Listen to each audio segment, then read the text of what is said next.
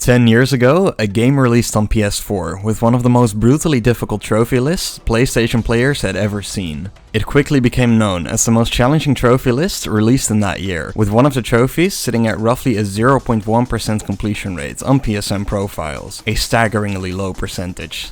A decade later, that percentage basically hasn't changed, and of the nearly 340,000 trophy hunters who have played this game, only 340 were able to complete the entire list. The game I'm talking about is Trials Fusion. Trials Fusion is a part of the Trials franchise that, before the release of Fusion, was Xbox and PC exclusive. As such, I personally had no experience with the franchise, and for a long time I wouldn't dare to attempt this list. However, after completing some other difficult platformers, I became more and more interested in Trials Fusion. In 2021, I decided to just go for it, and I bought the game with all its DLCs, hoping to eventually get the 100%. This video will cover that story. Note that, since I played this game before I recorded consistently, I had to re-record a lot of gameplay on a second account. That's why some gameplay is recorded on a PS5 and some on a PS4. With that out of the way, let's get into the world of Trials Fusion.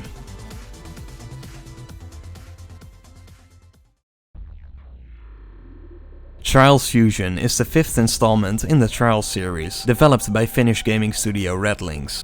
Mechanically, it is an extremely simple game. You accelerate with R2, you brake with L2, and you use the left stick to lean your rider forwards and backwards. Technically there's other mechanics like the bailout and the rider poses, but that's the general gist of it. Like I said, I had never played a Trials game before, but I was fairly familiar with platformers at this point. Trials Fusion falls into the category of challenging platformers with instant respawn times, which is something I absolutely can't get enough of. The fast respawn times and relatively short levels means there's literally constant action, and as a result, I've always been able to play these types of games for hours on end, without ever getting bored. Before we start, I think a brief overview of the trophy list is in order. The list consists of 51 trophies. 16 of those belong to the base game, while the remaining 35 trophies are spread throughout the 7 additional DLC packs. It does not have a platinum trophy. Despite the bulk of the trophies being DLC exclusive, the hardest trophy in the game by far is part of the base game. Is There Anything You Can't Do requires you to beat all of the game's 120 track challenges, which is something only 0.13% of all players have achieved. Other difficult trophies include Through the Fires of Hell for beating the game's hardest track, and RedLynx to the Sword, a DLC trophy for beating extremely fast developer times on certain tracks. Of course, when I started playing the game, I had my sights set on more doable trophies. The very first goal I set for myself was winning the Trials trophy, which unlocks all your game or belong to us. Winning this trophy is fairly straightforward. You simply need to play through all tracks of the first 7 events. Finishing the last track of the 7th event unlocks the Trials trophy. And so I started playing through the game normally. Immediately on the very first track, I could tell that this was a game for me. It was just so damn fun to play. I probably spent an hour on the first track, trying to beat it as fast as I could, before moving on to other tracks. I should note that at this point, completing a track awards you with either a bronze, silver or gold medal, and to unlock subsequent events, you always need to unlock a specific amount of medals, meaning that you probably want to unlock gold medals on tracks as you go through them. Though on these beginner tracks, getting gold medals wasn't too bad. The first event ends with a recurring, special type of track, the skill game, which in this case was a challenge for getting as far into the track as possible without leaning. A pretty cool challenge. In the second event, you unlock a new bike, the Roach, which is a heavier but much faster bike than the Baggy. This makes riding through all the tracks even more hectic and more addicting than before. This is one of the biggest events in the game, with 6 racing tracks, mostly snow themed, and then a skill game where you have to bail out your rider and reach the farthest distance you can. Also, this event is slightly higher in difficulty than Event 1, with these tracks being easy in difficulty rather than beginner. The third event is called Urban Sprawl, and is the first event rated medium for difficulty. Here, we're introduced to the second new type of track, a so-called FMX track, where you have to perform tricks with your rider using the right thumbstick. This is basically the only thing in this game I didn't care for at all. I often felt the rider was working against me on these tracks, and wasn't performing the tricks I was trying to get him to do. There's usually one of these tracks in the upcoming events, and it's just something that has to get done. The rest of this event isn't too noteworthy, as between all the training courses and specialty tracks, there's only 4 racing tracks. The fourth event is a bit of an oddity. All of the racing tracks are designed for the newly unlocked quad bike. This quad bike is a bit like the Roach. Not very maneuverable, but very fast. And as such, the tracks in this event, with all their long, straight driving lines, are perfect for this bike. This all made these tracks a nice change of pace, and especially the Sunrise Silhouette track remains one of my favorite tracks to this day. That being said, I do generally prefer bikes with more control, so I didn't linger too long in this event. The fifth event, a Rainforest Rumble, is short, but probably my favorite in the base game. It's the last medium difficulty event, and all the tracks have a perfect blend of tricky platforming and satisfying driving lines, making them perfect for speedrunning. The skill game in this event is also pretty cool, being a triathlon of a long jump, a high jump, and a time trial.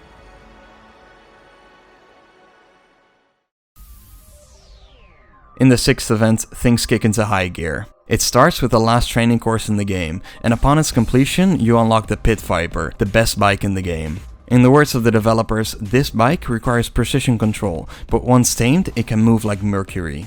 The Pit Viper is basically the reason this game still has a diehard player base, because you just have so much control and maneuverability with it. And you absolutely need these two in this event, as we've now reached the hard difficulty tracks. Riding through these tracks without faulting becomes much more challenging at this point, but luckily the gold medals don't require flawless runs anymore. It also has probably my favorite skill game, the hill climb, where you have to get as far as possible into a track with obstacles that progressively get steeper and more absurd. A really cool event overall. Rounding things out is the Experts Club, the second to last event in the base game, and the last one required for the Trials trophy. Like the previous event, it features hard tracks exclusively, though if you made it through that, this event shouldn't give you too much trouble. In contrast to the previous event, the very last track is not unlocked immediately, and is locked behind a separate medal barrier. You need 110 medals total to unlock this track, requiring you to become proficient enough at the game to gold medal most tracks.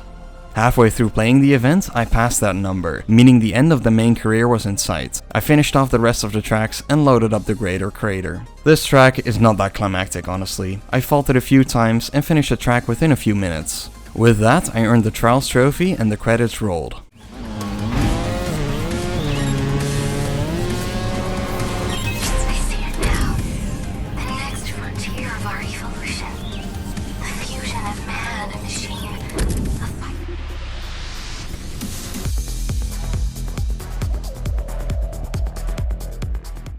Even though the Greater Crater marked the end of the main game, there is still one more event to play through, the Master's Gauntlet, and it is at this point that the game becomes outrageously difficult. The tracks are all ranked Extreme, which is the highest official difficulty in the game. Extreme tracks are a significant step up from their hard counterparts. Forget trying to reach the finish line as fast as possible. For first timers like me, finishing the track in the first place will prove to be the real challenge. At this point, I should note that the game doesn't allow you to spend as much time as you want on the tracks, and instead a limit of 500 faults and 30 minutes is imposed on every track. If either of these two limits are reached, you get a fail state and have to start over from the beginning. In this event, one of the game's rarest trophies can be earned, Through the Fires of Hell, for which you need to beat Inferno 4, the last track of the game and by far the most difficult extreme. Of course, it's unwise to jump straight into that insanity, so I did all the extremes in order. Eye of the Storm is the first extreme and is relatively doable. Only the last checkpoint could cause you some trouble, as it consists of several tricky jumps that have to be done consecutively. This track didn't take me that long to pass though, so far so good.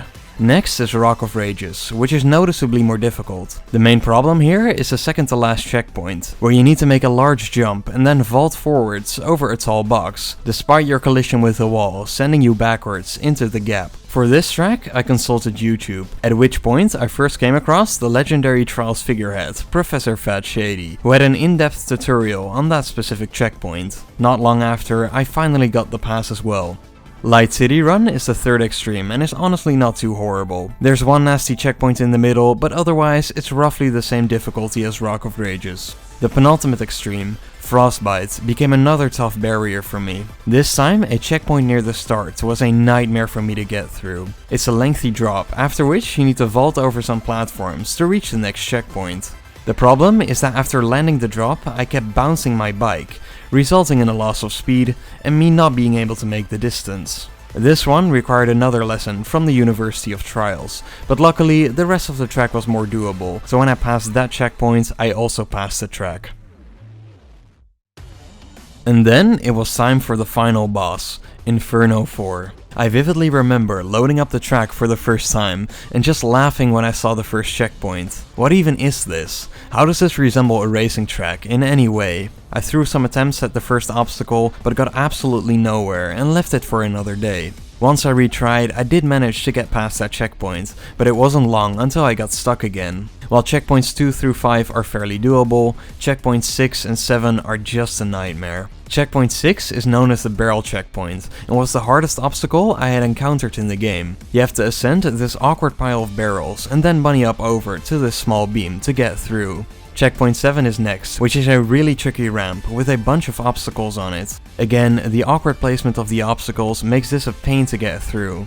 The rest of the track is similarly annoying to get through, with the last checkpoint being a brick wall as well. I don't want to know how many hours it took for me to get my first pass on Inferno 4, but as was the case with the prior extremes, once I practiced enough, I finally got through and earned the trophy.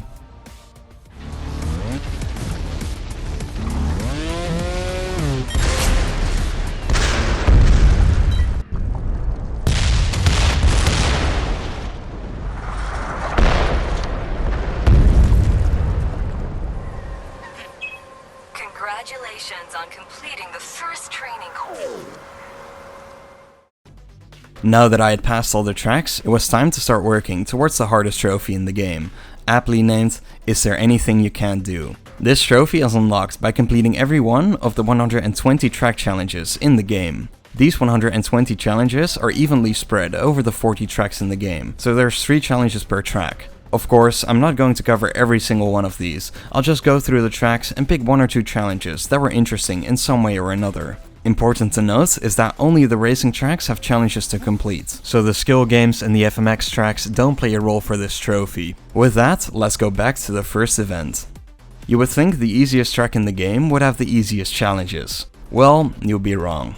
This track's third challenge is called Unyielding, and to complete it you need to perform a 0-fault run without leaning.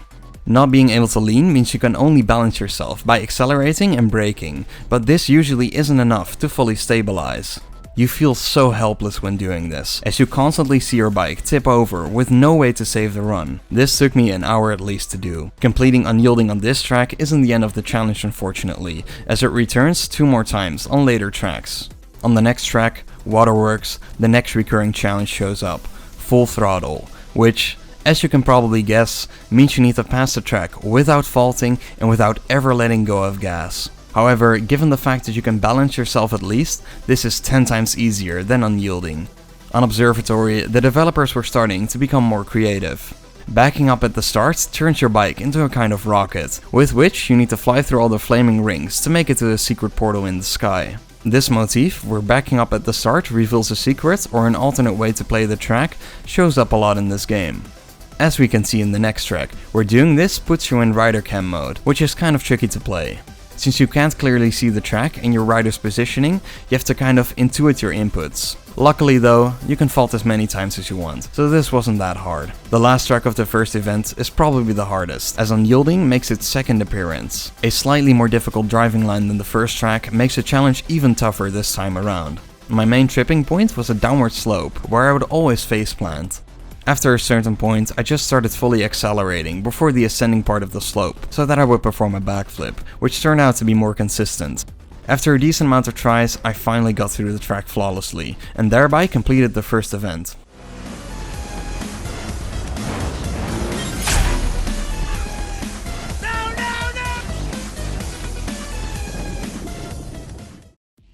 The second event starts off pretty mild.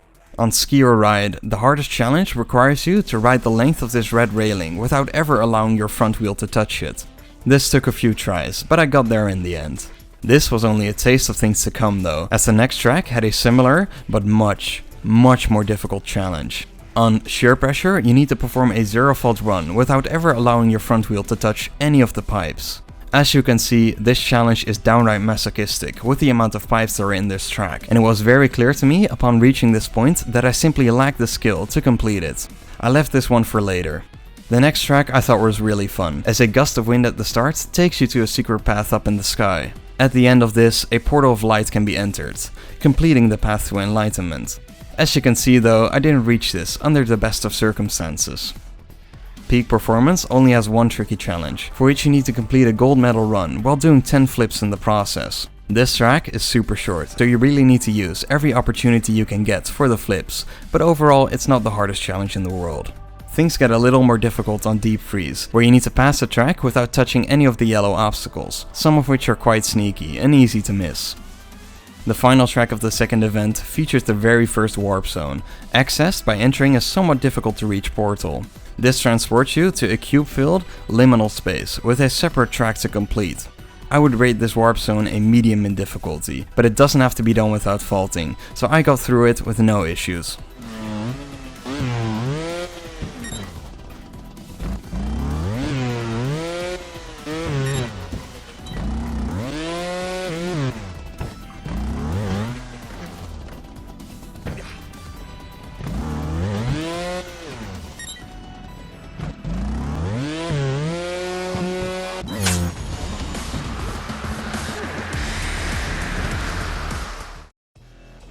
That brings us to the start of the third event, and on the very first track, the nightmare started for me.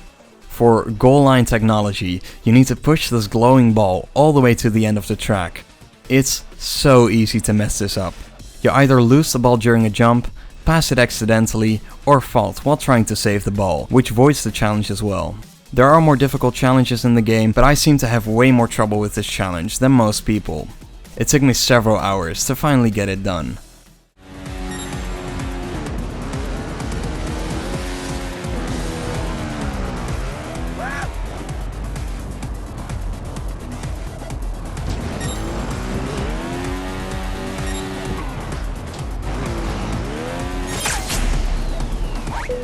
Today's weather reporting. The second full throttle challenge also makes its appearance on this track, but like the first, it was a bit of a cakewalk. On the next track, you can stand still on the tennis court, which starts a tennis game against the penguin. First to 9 points wins. Now, while your opponent isn't exactly Rafael Nadal on a clay court, he'll sometimes surprise you with these ridiculous cross-court shots. In the end though, he's not too hard to outplay. This is one of the many creative and charming minigames RedLynx have put into this game. The following track is Blim My Ride. Here you have to reverse at the start to reveal a bunch of squirrel signs scattered throughout the map. For the related challenge you need to collect 35 of them, which is a fairly slim margin of error. The third event is pretty short, so the fourth track is already the last one. The main attraction is the second warp zone of the game, which, difficulty-wise, is a step up from the first one, with this checkpoint in the middle being a serious hurdle. Still, the fact that you get 500 faults makes it hard to fail the challenge.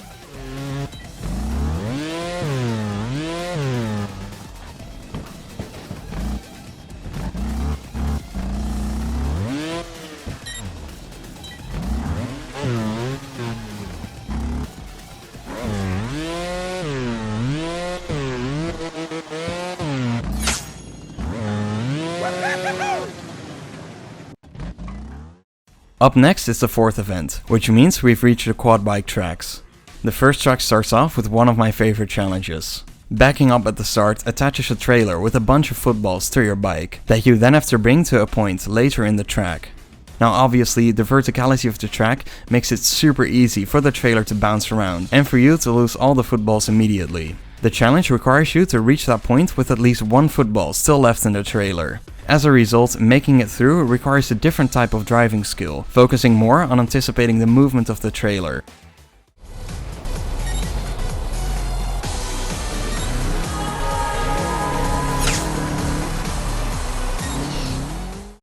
Another fun challenge has you obey the extremely low speed limits at a certain point on the track. Driving slow is surprisingly difficult, as you've been conditioned to do the exact opposite. Overall, two very creative and not excruciatingly difficult challenges. The following track has a similarly charming challenge. Here you can enter a hidden portal that takes you to the Trials version of Angry Birds. Of course, for the challenge you need to knock them all over.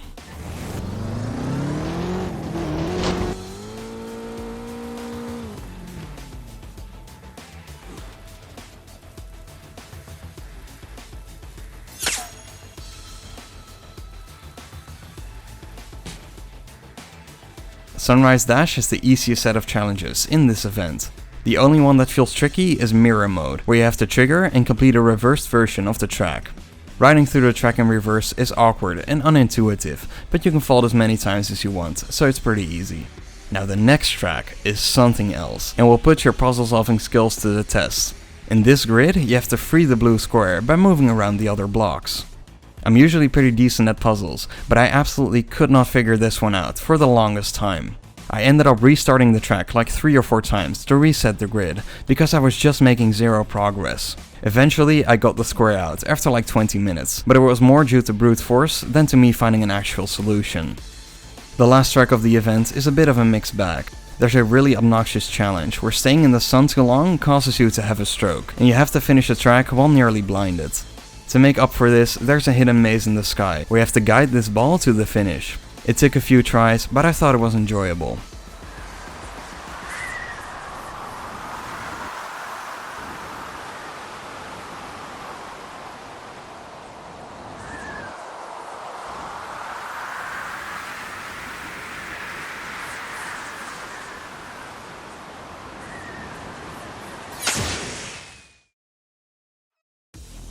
We've now arrived at event 5, which means we're halfway through the challenges.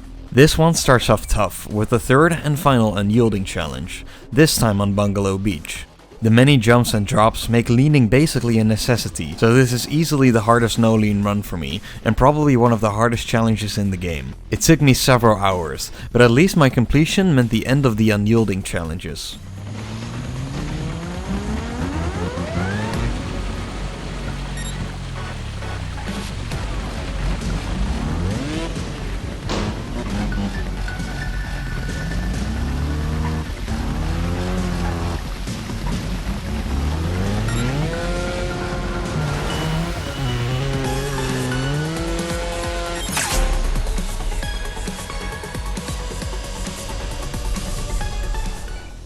This track has another hurdle in store though, as you also have to complete the track while on fire. Riding too slow causes you to crash, and touching water of any kind instantly extinguishes the fire. Really, this entire challenge comes down to the start, because if you can pass this puddle of water, you're basically home free. It's easier said than done though, as taking the jump too quickly doesn't give you enough momentum to clear the water, yet slowly making a run up causes you to succumb to the fire. It's not as difficult as unyielding, but still annoying. The next track is the easiest in the event. You need to get a 0 fault run with a starting bike, which is kind of awkward, but still only took me a few tries. Next up is Temple Trouble. This used to be one of the most feared tracks, as one of the challenges requires you to get a 0 fault run without your front wheel touching any of the scaffold plates, which the track is filled with. Luckily though, this description is wrong and a 0 fault run isn't required. This doesn't make it easy by any means, but it gives enough room for error so that I was able to complete it in like half an hour. Last but not least is the track Tropic Storm. At the start of the event, you had to get through the final unyielding, and now, on Tropic Storm, you need to complete the final full throttle by passing the track without faulting and without ever letting go of gas. Now, the first 2 full throttle challenges were complete pushovers, but this one is a different beast. The difficulty is mainly in getting through this middle part over the water. Since this is preceded by a ramp that you passed over with full speed, you're almost guaranteed to overshoot and land in the water. Even if you make it past this part, the ending has some tricky climbs, where it's very easy to lose grip, given the fact that you can't control your gas. I had some near passes on this early on, but sadly in the end, this one ended up costing me a few hours.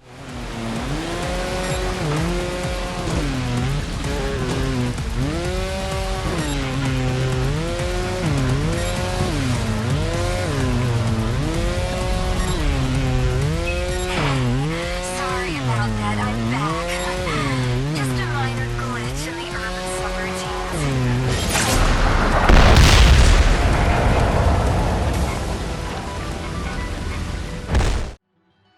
With event 5 out of the way, we've now reached Skill Showcase, the first hard event.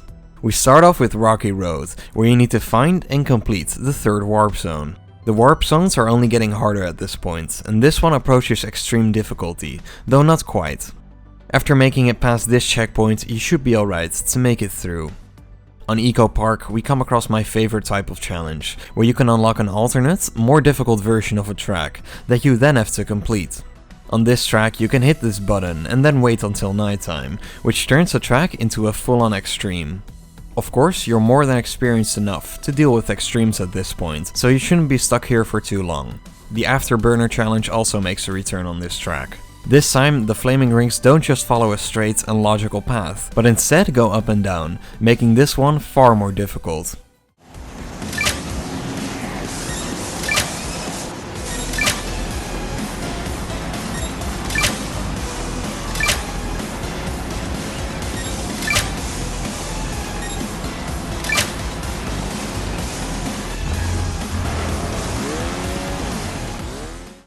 The next track is really fun. Backing up at the start places a bunch of penguins throughout the track, and touching any of them crashes your rider immediately. Naturally, they're deliberately placed at the most awkward spots, making for an enjoyable challenge. Cold storage has probably the toughest set of challenges in this event, starting with a 0-fault run on the heavy Roach it requires you to do. After this, you need to kill the lights and complete the track in near darkness. Luckily, you can fault as much as you want though. The last track in the event starts off with a race, where you need to catch this penguin who gets a head start. Catching him requires a very good run without any substantial mess-ups, and if you don't get him early on, he's basically gone. The penguins get the last laugh on this track though, because you also need to find their secret home, and let's just say the cutscene that plays here is the stuff of nightmares.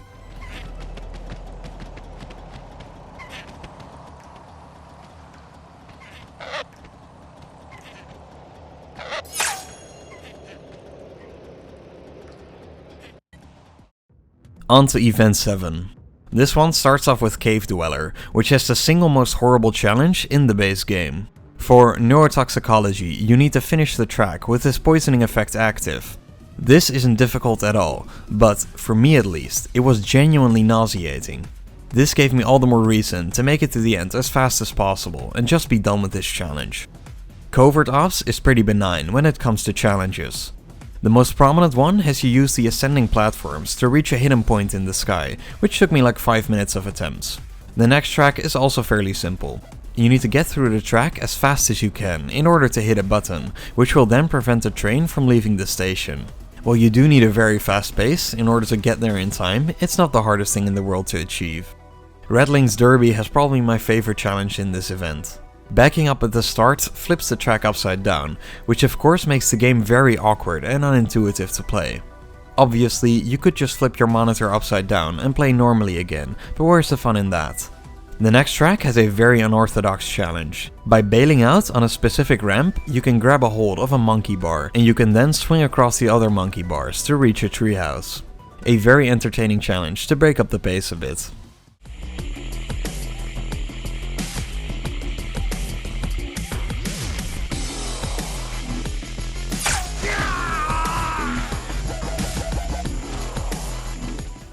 We've then reached the last track of the event, the Greater Crater. To start, you have to finish the 4th and final warp zone. While this is definitely the hardest warp zone of the bunch, I was expecting something far more difficult, given that this is the last one. I got through it in no time at all. A different challenge is a real pain though. You need to turn 3 of these red buttons green by balancing your back wheel on them for a fairly long time. I can't hold wheelies to save my life, so pulling 3 of these off took me an embarrassing amount of time.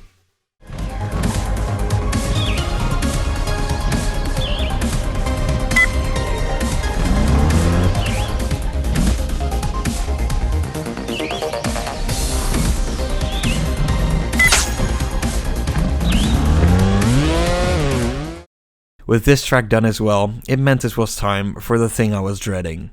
The challenges in the Master's Gauntlet.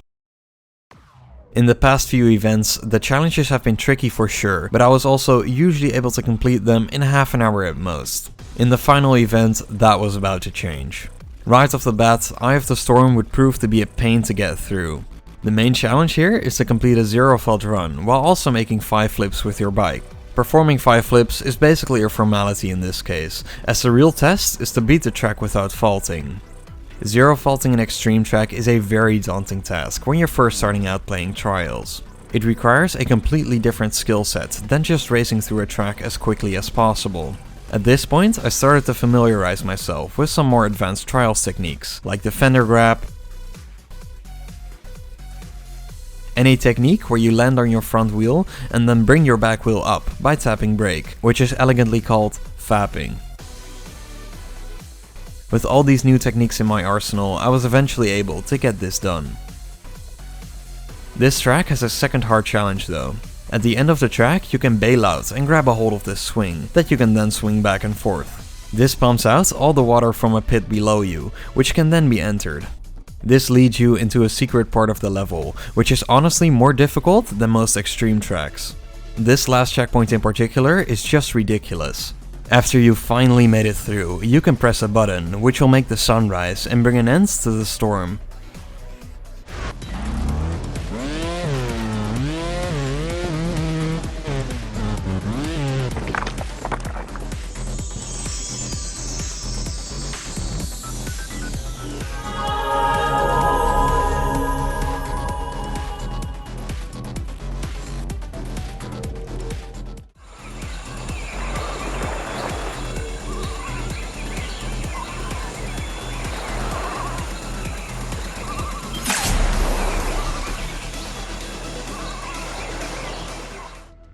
Rock of Rages is the second extreme and features by far the hardest challenge in the game.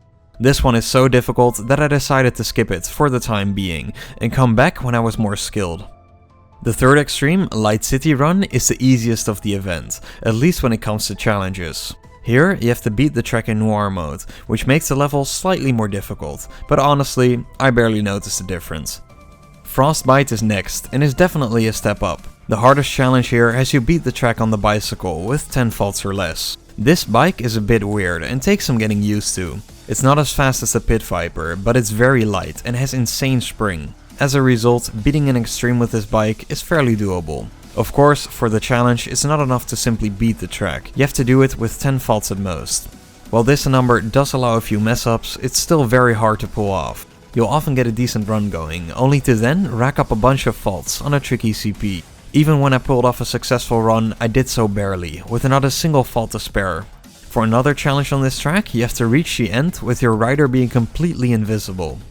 I thought this was gonna be a pain at first, but surprisingly enough, playing like this was very intuitive, and I got it done easily on my first try. It turns out not being able to see your rider's position isn't that big of a deal. Now what would truly be difficult is playing a track on an invisible bike. Yep, and that's what you have to do on Inferno 4. I tried getting past the first obstacle of the track for like half an hour, but it became very clear that this was simply outside of my skill range, and that I was just wasting my time. The track has a second difficult challenge as well, where you need to hold a wheelie on this platform for a full 10 seconds. Like I said, I've never been very good at holding wheelies on this game, but I still felt I could get this done if I spent some time on it. And so, that's what I did. After a short time, I was getting 7 to 8 second wheelies constantly, so at some point I was due a lucky 10-second one. Not long after, that's exactly what happened. As you can see, it wasn't pretty, but it was enough.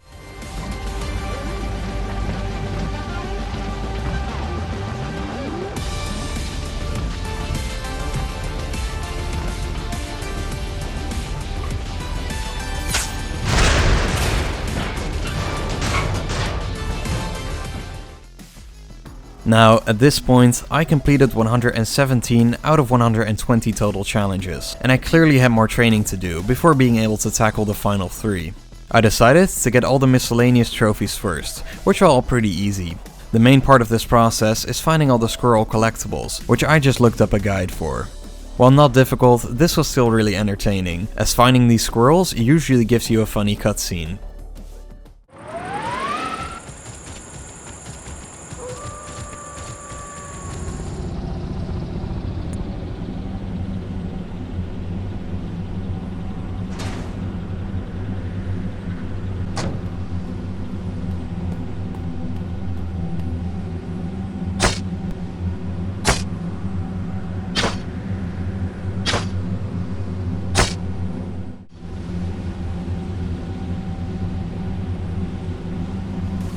Besides this, you also need to venture into the track editor, where you can remove the mountainous terrain to reveal this absolutely tiny hidden key, which took me forever to find.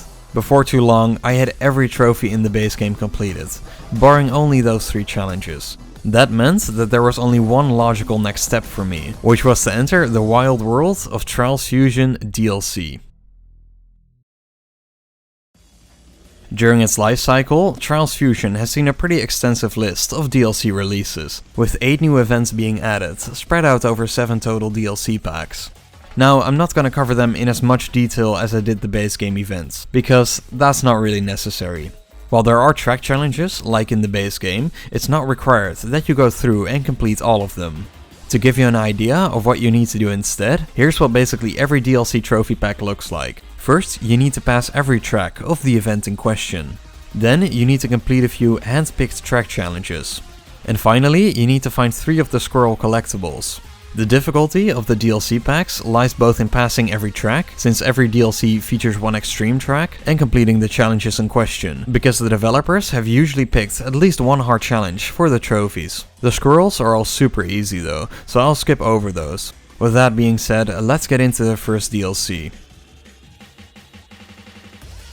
The first DLC to release was Riders of the Rustlands, which is one of my least favorite Fusion DLCs. The driving lines and the tracks are mostly fine, but I find the look just so unappealing. I mean, the tracks are literally waste and garbage themed. The first test of the DLC was passing Devil's Beak, the new extreme. This turned out to be fairly doable. It has a tricky first checkpoint, but after that it's basically smooth sailing, and I don't think I timed out a single time. The challenges were next, starting with the -1 level on Junkyard Funk. This is a secret level that is already a part of a hidden area, where you have to make your way through a bunch of levels, with magnets being the main obstacles. As you can see from my fault counter, this was quite challenging for me.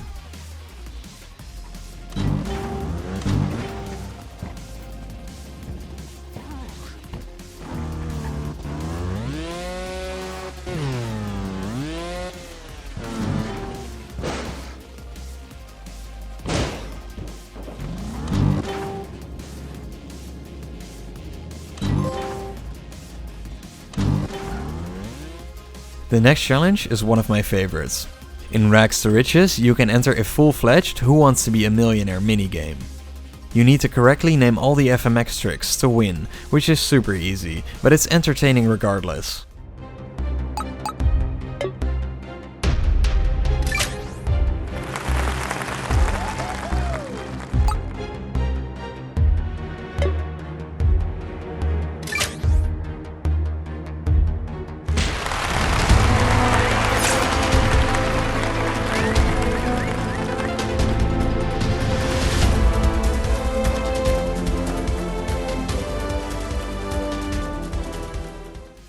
Finally, for the wormhole challenge, you have to beat an extreme level wormhole in this track. Due to a nasty checkpoint at the end, this can be a sticking point for sure.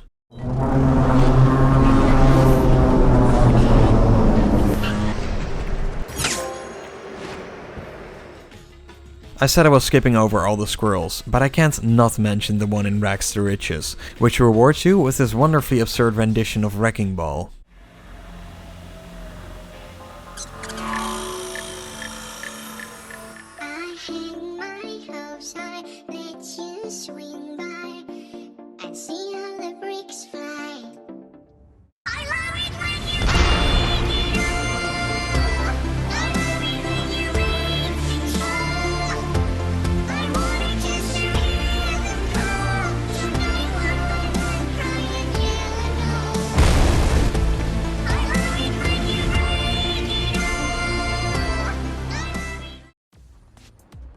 The next DLC is Empire in the Sky, which I thought was way better than Riders of the Rustlands. The theme is futurism, and all the tracks look a lot more interesting as a result. The main attraction here is the new extreme track, Way of the Machine, that is arguably the hardest track in the entire game. The track is a lengthy ascent up this giant structure, which feels endless when you're playing it, due to the sheer number of CPs. There are some very tricky checkpoints throughout as well, so reaching the end will be a test for even the more experienced riders.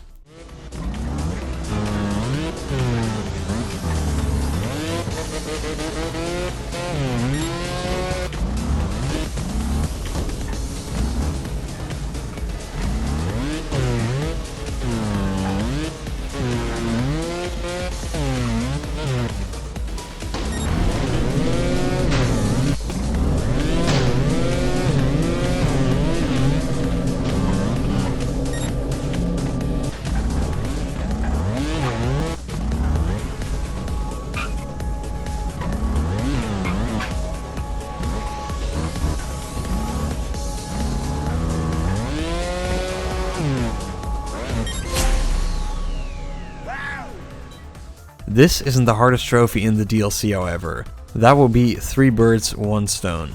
For this you have to complete the 3 track challenges in the Stratosphere track, in a single playthrough with 15 faults or less. The 3 challenges here are basically 3 secret warp zones, which vary in difficulty.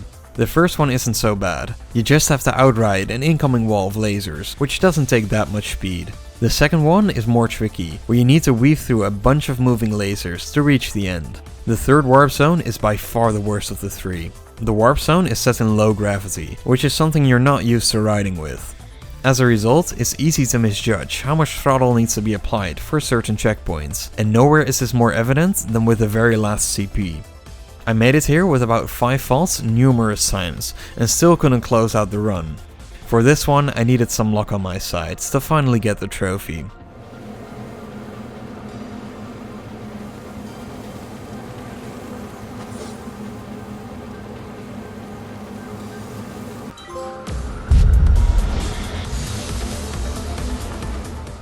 Lastly, on the Eden track you need to complete 3 track challenges in one playthrough as well. The first of which is another dreaded fire challenge, where you need to set your rider on fire and avoid water at all costs.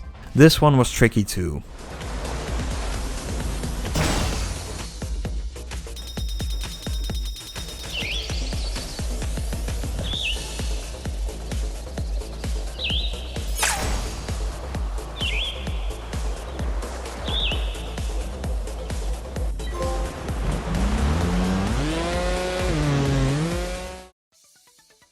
Welcome to the Abyss is up next, a water-themed expansion pack that is one of the easiest DLCs to get through.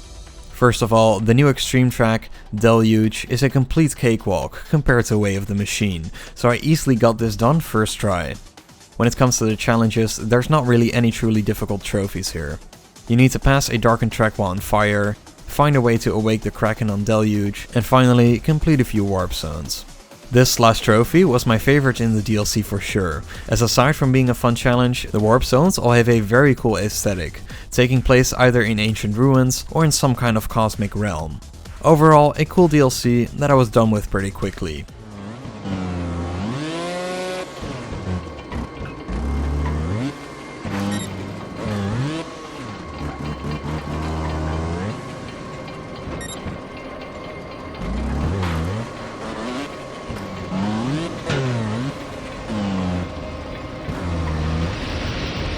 Procedural extinction occurs and life begins anew. Someday the next great emigration will occur. What does this mean? The next DLC is Fire in the Deep, which is where things get a lot tougher. While the new extreme is, by all accounts, pretty mild in difficulty, a new skill game is far from mild, and tied to it is the second hardest DLC trophy. The skill game in question is called Circles of Hell, which starts off as a relatively standard track that repeats itself when you reach the end. This repeated track isn't identical however, it is a more difficult version. Did I mention you're also on fire? This of course means you can't slow down too much, or you'll burn alive. For anger management, you have to reach the 5th version in this skill game, which is a monstrous task. Naturally, the track is designed to be very difficult to get through without slowing down in some parts, so you'll often get in situations where you can either accelerate and fault as a result, or slow down and succumb to the fire. Reaching the 5th circle essentially means you have to ride perfectly for a full 5 minutes. This took a pretty absurd grind for me to finally pull off, and when I did, I only did so barely, faulting pretty much immediately after getting to circle 5.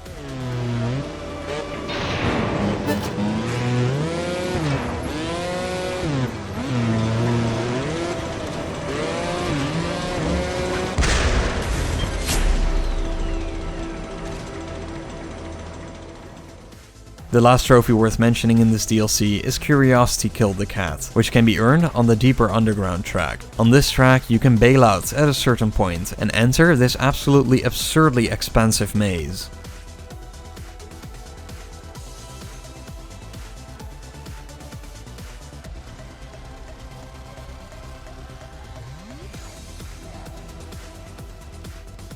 After like 5 minutes of navigating this maze, you can enter some kind of different dimension, where you stumble upon a fairly worrying scene, granting you the trophy.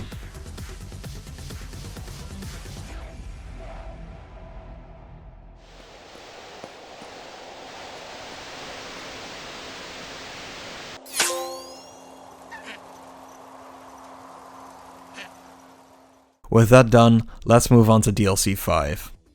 The 5th DLC is called Vault 10 and is easily the coolest expansion pack we've covered so far. Here, you will play through a Trials-like version of arcade games, phase in and out of previous tracks, and evade the attacks of a giant mech robot. That being said, the trophies here are all pushovers. Robotic Wasteland is one of the easiest extremes in the entire game, and none of the other trophies really pose a threat. For the rarest trophy of the DLC, you have to replace a certain part of the clone facility track with more difficult obstacles, and then still pass the track. While these new checkpoints are definitely the hardest ones in the DLC, at this point I had more than enough experience to get through them without issues. This DLC took me the least amount of time to complete by far.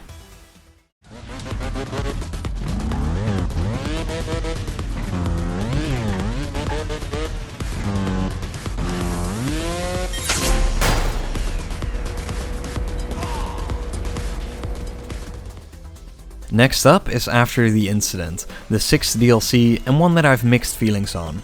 The quality of these tracks varies wildly in my opinion. Most of the tracks are completely unremarkable and are blandly decorated as well, but then there are some absolute knockout tracks as well, like Storm Chaser, which is one of my favorites in the entire game. Not just that, the new extreme, Meteor Rain, is notorious for being among the most challenging extremes in the game. For the first time since Way of the Machine, I timed out on a track again, and I truly struggled to pass it for the first time.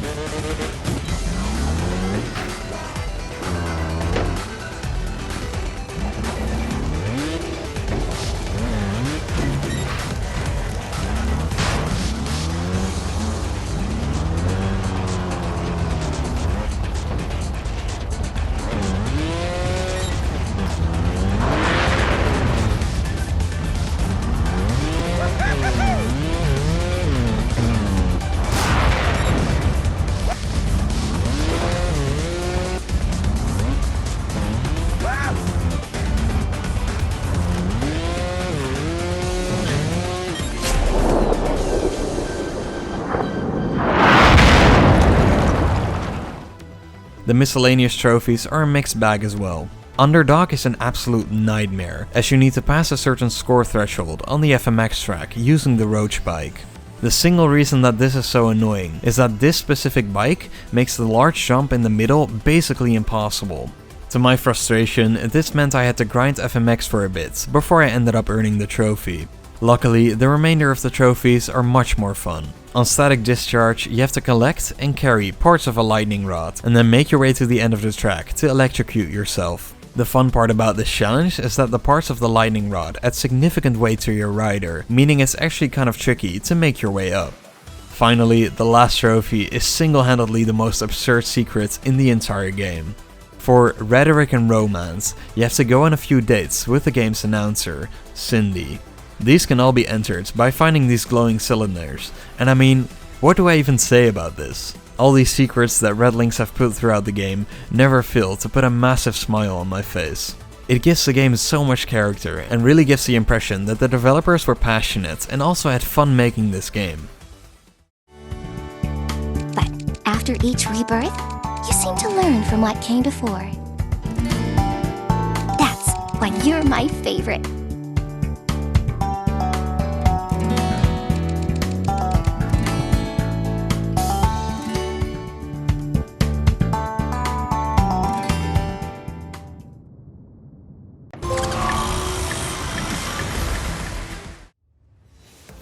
DLC 7 is the largest and most unique expansion released for the game. It featured 2 new events. One is by far the best DLC event, the other is easily the worst. Let's get the latter out of the way first. In the Awesome Adventure, you swap your bike for a unicorn and then progress through a quest to ultimately defeat a boss. I know I've been appreciative of this game's goofiness so far, but this is just way too over the top for me. The unicorn feels horrible to control as well, so I wanted to be done with this as quickly as possible. Luckily, you only need to get a pass on every track, so I just did that and never returned. Fortunately, the other event is an absolute banger. This one is called RedLynx vs All-Stars, which was a friendly track building competition between the developers and the Trials community. This competition clearly brought out the best of both of these groups, because this event has some of the very best tracks the game has to offer. From RedLynx's side, you have the gorgeous looking Elysian skies and Adelopedian 9.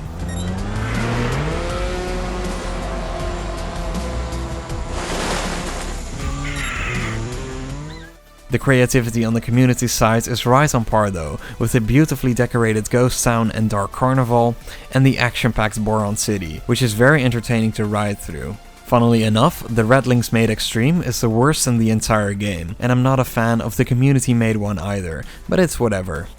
As for trophies, this is probably the hardest DLC to complete. 2 trophies are to blame for this. The first of these 2 concerns the new skill game, Cubicle Space, where you have to go through as many sides of the cube as possible. For the Speedcuber trophy, you have to reach the 40th side of the cube. The real obstacle here isn't so much the actual platforms, but rather the fact that the cube is constantly moving, so if you take too long reaching the end, gravity will take over and you'll plummet to your death. Even more annoying, if you accelerate too much at a corner, you'll launch yourself off the cube and usually fault as well. In the end though, I didn't struggle too much with this. There's only a handful of tricky sides, so I got it done within an hour or so. The same cannot be said about the very last trophy however, which is also easily the hardest DLC trophy. For RedLynx to the Sword, you have to beat all the developer times on the RedLynx tracks. Since I love speedrunning on this game, this was probably my favorite trophy to go for. Going into it, I kind of expected every developer time to be similar in difficulty, but this was far from the case. Some of them you can easily beat with a 10-second lead, while for others you have to use every trial skill you have attained so far, grind for hours, and then you can barely beat the time by a few milliseconds. The 2 most notorious tracks are Seismic Activity and Sleepy Creek. The time on Seismic Activity is roughly 35.9 seconds, which requires a near perfect run to beat. Fortunately, this track has an excellent driving line, so I didn't mind grinding this for hours. There's only so much I can say to properly convey the difficulty of this challenge, so I'll just show the replay of my eventual successful run.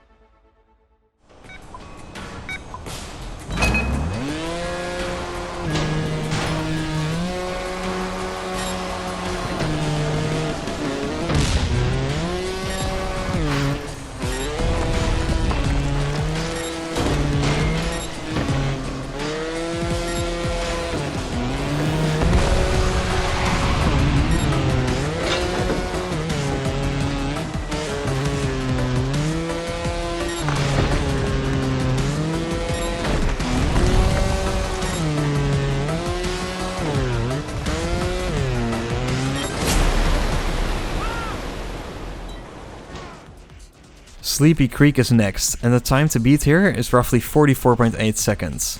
While this time does allow a few slight mistakes, the track is far more of a pain to ride through, as there are a number of jumps that are hard to pull off consistently. Again, I'm just gonna show you the replay for this one.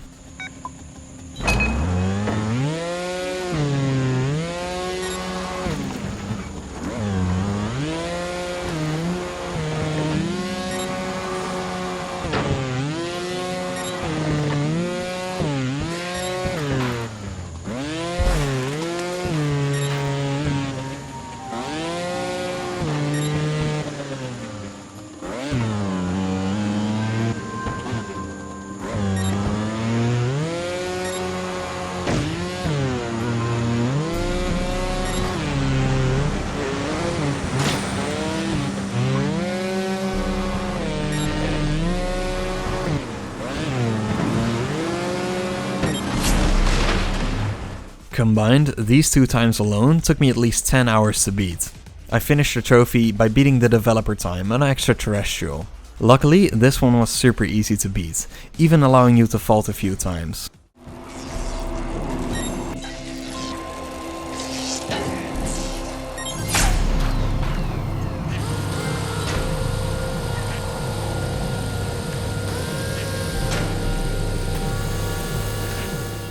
And that is all of the Trials Fusion DLC done, all 35 trophies. This meant that I couldn't avoid my final test any longer. I returned to the base game to finish what I started. It was time to tackle the hardest track challenges in the game, also known as the Big 3. 3 challenges stood between me and the 100%. Be one with the bike on Inferno 4, pipe Phobia on sheer pressure, and the ultimate challenge, top Roach on Rock of Rages. I started with a challenge I've already mentioned, B1 with the bike, which requires you to finish Inferno 4 on an invisible bike. This is straight up the most horrible and unenjoyable challenge in the game. What's so demoralizing is that the very first checkpoint is also probably the hardest with the invisible bike, so being stuck there for ages makes you feel like you're never going to make any progress. To make things even worse, as opposed to the normal version of the track, where faults only start to count once you make it past the first CP, that's not the case here, so once you do make it to the second checkpoint, you'll probably have a ton of faults already. As expected, the barrel checkpoint is also a massive wall. I tried so hard to visualize the position of the bike in my head, but I would always misjudge completely and fall into the explosives. Eventually, I made it past this CP as well. Luckily, most of the checkpoints after are more forgiving in my experience, except for the very last checkpoint. This one is also just a pain. You're so close to the end and can see the finish line, but the awkwardly placed platforms are so difficult to vault over. In the run I'm showing you, you can see that I'm getting really close to reaching the 500 fault barrier, and thus failing the challenge. Luckily though, after hitting my head against this challenge for several hours, I finally passed the finish line.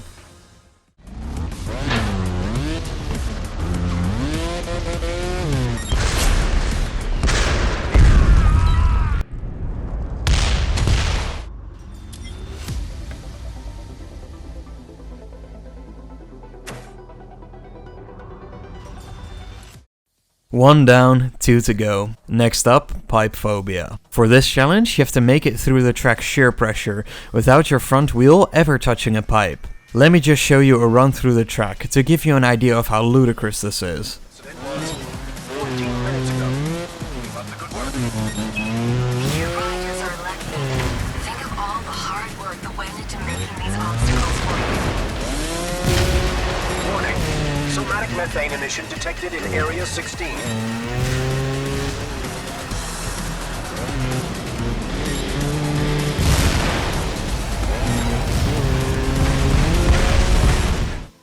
Essentially, there are 3 parts to this challenge. The first section is hard, but also forgiving, because you can rest your front wheel on this platform halfway through, so it doesn't have to be done in one go. The second section is much worse, however, and the trickiest part without question. This section is absurd in its length, and what makes it even worse is that it ends in a decline, meaning that gravity will push your front wheel down automatically. After that entire run, you still have to maintain your composure for the final section, which isn't exactly easy either. Again, landing the jump will push your front wheel down by force, so maintaining the wheelie requires a very specific position upon landing. Luckily, after this, the rest of the track is free of any more pipes.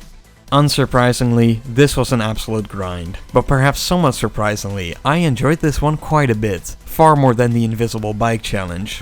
While it feels nearly impossible at first, you notice yourself becoming better at wheeling at a very steady pace, so before I knew it, the successful run was within my grasp. After grinding for about 6 to 7 hours, I managed to get it done.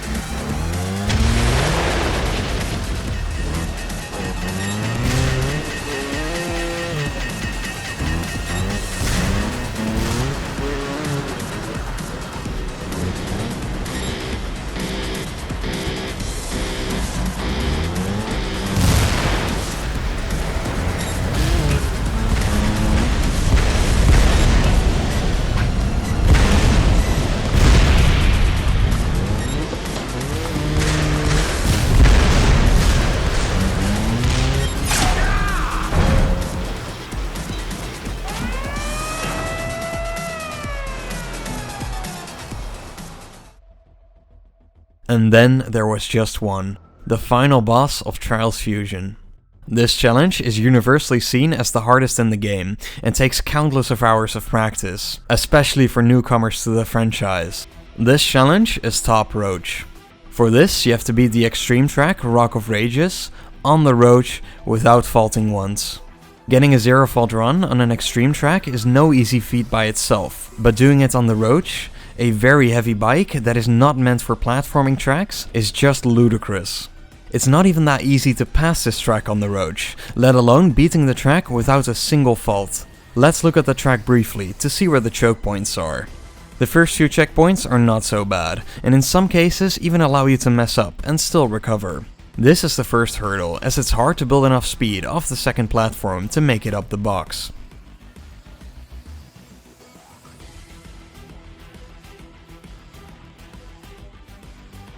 This is the next tricky part, where again you need to maintain enough speed to boost yourself up onto the next checkpoint.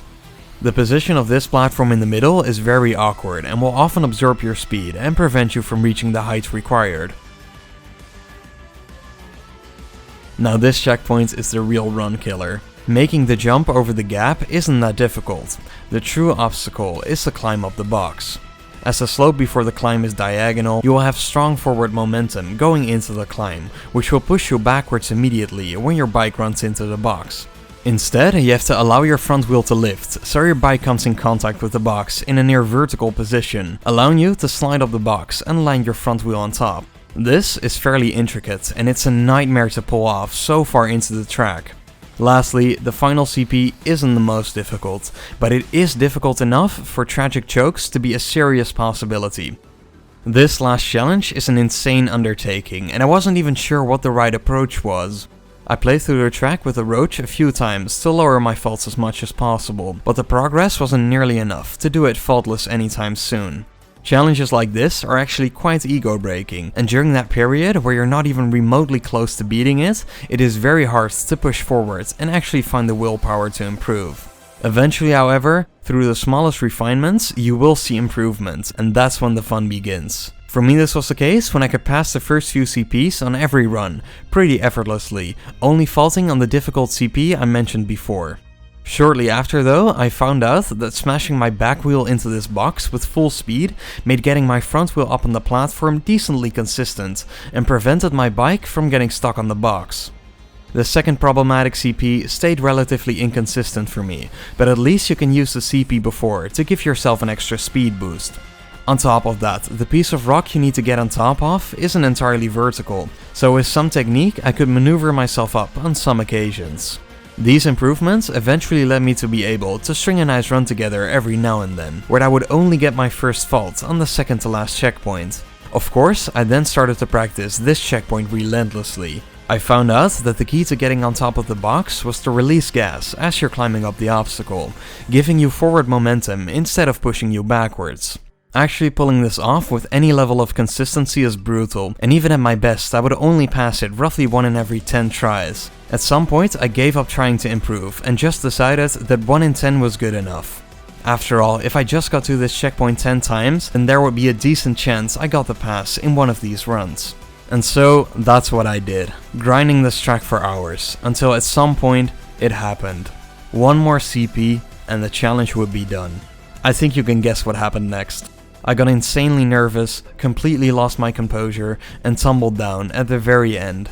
It was heartbreaking, and sadly for me, this was only the first of 3 chokes, as I simply couldn't control my nerves on this final checkpoint. These fails only fueled my determination though, and I knew it was just a matter of time before I'd win. On the 18th of May, 2021, that's exactly what happened. As you will see in this run, I was still incredibly nervous on the final checkpoint, but luckily I managed to stumble my way through in the end, and thereby completed the hardest challenge in Trials Fusion.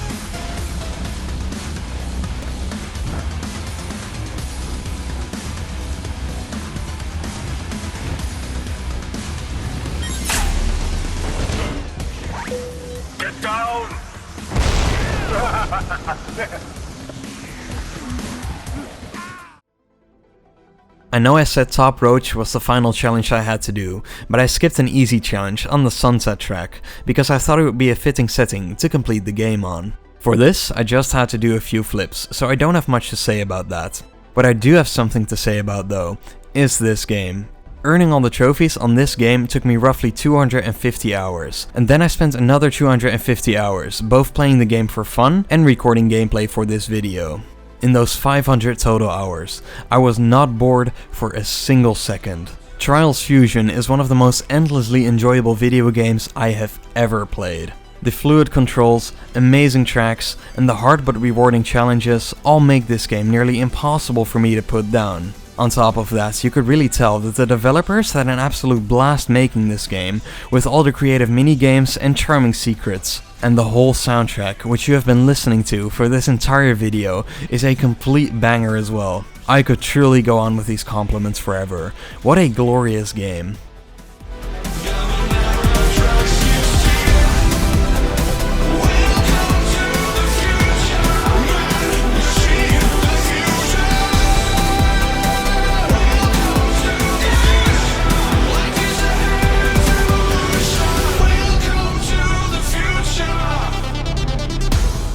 For now, it's time we wrap this up. When I reached the end of this track, I earned my rarest trophy ever, and thereby completed the full Trials Fusion trophy list.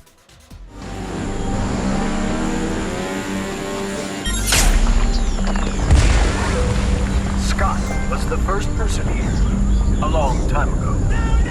He died.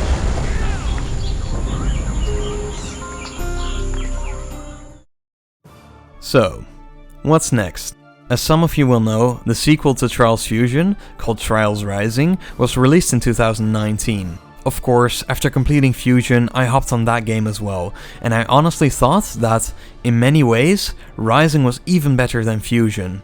Compared to Fusion, however, the trophy list was a lot more mild, so I got it done without issues, and I don't really feel the need to make a video covering that. But that doesn't mean there's nothing in the game that I feel is worth covering. In fact, I'm currently in the middle of attempting what is easily the hardest thing I've ever attempted in any video game in my entire life. Something so difficult that even though I've spent hundreds of hours working towards the goal, it is, at this point, a complete uncertainty whether I can pull through and get the challenge done. One thing is for sure though, if I can get this done, it will be my best video ever. I may very well lose my mind pursuing this, but I will give it my absolute all regardless. That's all I have for now. Thanks for watching this video all the way through, and I'll see you in the next one.